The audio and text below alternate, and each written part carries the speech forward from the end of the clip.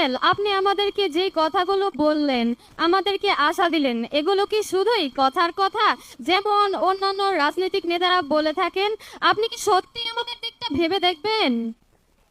আচ্ছা বন্ধু, দেখো, আমি কিন্তু তোমাকে তোমার প্রথম যে প্রশ্নটা ছিল ওই প্রশ্নের উত্তরে কিন্তু আমি বলেছি যে এর আগে এই যে আমি বললাম শিক্ষা উপকর্ত্রী, তারপরে ধরো এই যে মেয়েদের শিক্ষা ব্যবস্থা ফ্রি ক্লাস 10 পর্যন্ত, তারপরে 12 পর্যন্ত, এই কাজগুলো তো আমরা করেছি।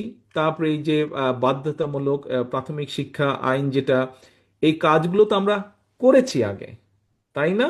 বিএনপি যখন এর আগে এর আগে রাষ্ট্র রাষ্ট্র পরিচালনার দায়িত্ব পরিচালনার ছিল, দায়িত্ব।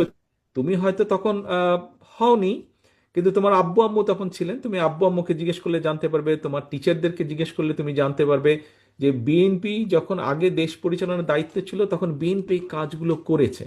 এটা গেল 1 নম্বর। কাজে আমরা করেছি কাজ, আমাদের রেকর্ড আছে বিএনপির অতীতে যে এই কাজগুলো করেছে শিক্ষার জন্য।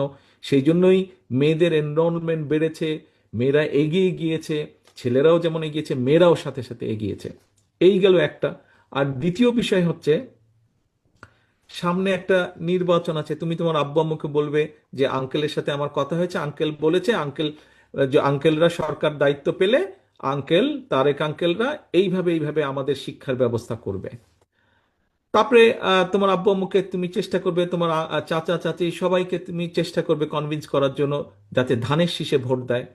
আর যদি আমরা না করি তাহলে পরের বার তুমি আর আমাদেরকে ভোট দিও না, হয়ে গেল। একবার ট্রাই করো। অসংখ্য ধন্যবাদ। ধন্যবাদ। ধন্যবাদ।